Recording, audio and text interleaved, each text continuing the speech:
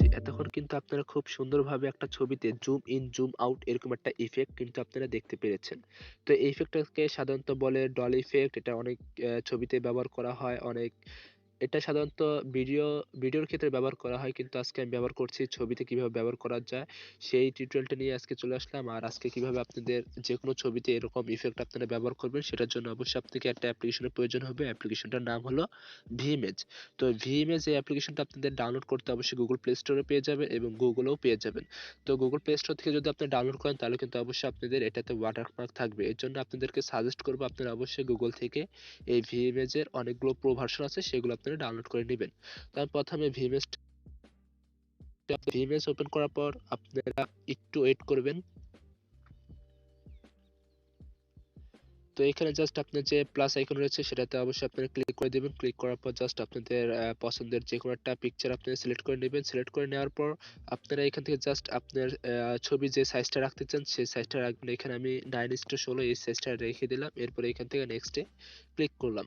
তো নেক্সটে ক্লিক করলে আপনি কিন্তু নিচে অনেকগুলো জিনিস কিন্তু দেখতে পাচ্ছেন। এখানে কিন্তু রয়েছে ইফেক্ট, 3D ক্যামেরা, তারপর রয়েছে ম্যাজিক স্কাই। এখান থেকে জাস্ট আপনার প্রথম দ্বিতীয় অপশনে চলে যাবেন ইফেক্টে চলে যাওয়ার পর এখান থেকে দেখুন অনেক রকমের ইফেক্ট রয়েছে, যেমন রয়েছে পপুলার ইফেক্ট, তারপর রয়েছে সেলিব্রেশন, ফায়ার, ফুড, ড্রিঙ্কস এইসব। এখান থেকে আমরা চলে যাচ্ছি লাইট নামে ইফেক্টে।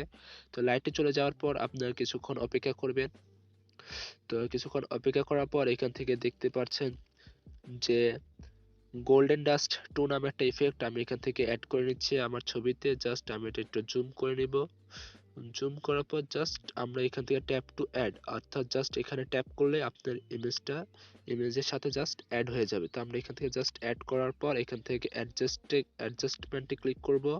এরপর এখান থেকে আমরা ব্রাইটনেসটা একটু বাড়িয়ে দিব, স্যাচুরেশনটা একটু বাড়িয়ে দিব আপনার ইচ্ছা মতন। আপনার ছবির কোয়ালিটি অনুযায়ী আপনারা জাস্ট একটু এডিট করে নেবেন আপনার ইফেক্টটা। তো আমি একটু জাস্ট এডিট করে নিলাম। জাস্ট এরপর এখান থেকে সেভের উপর ক্লিক করলাম। তো সেভ অপশনে ক্লিক করার পর জাস্ট এরপর আরেকটা কাজ করতে হবে আপনাকে, সেটা হলো যে 3D ক্যামেরা নামে যে আরেকটা অপশন দেখছেন সেটার উপর আপনারা জাস্ট ক্লিক করবেন। ক্লিক করার পর কিছুক্ষণ ওয়েট করার পর জাস্ট অটোমেটিক আপনাকে সে সাজেস্ট করবে। জাস্ট অটোমেটিক কিন্তু আপনাকে সাজেস্ট করার পর জাস্ট আপনাকে একটা জুম ইন জুম আউট এরকম একটা ইফেক্ট কিন্তু আপনাকে অলরেডি দিয়ে দিয়েছে।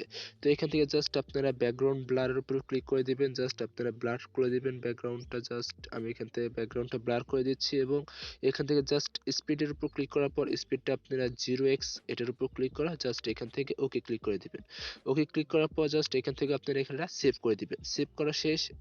আর অলরেডি কিন্তু আমার ফুল কাজটাও কিন্তু শেষ হয়ে গেছে। কিভাবে আপনার ছবির মধ্যে কিভাবে ডল ইফেক্ট অ্যাড করবেন সেই কাজটা কিন্তু আমি সম্পূর্ণভাবে এখানে দেখিয়ে দিলাম। এরপর উপরের দিকে যদি আপনারা দেখেন এক্সপোর্ট নামে একটা অপশন রয়েছে, তো এক্সপোর্টের উপর ক্লিক করবেন।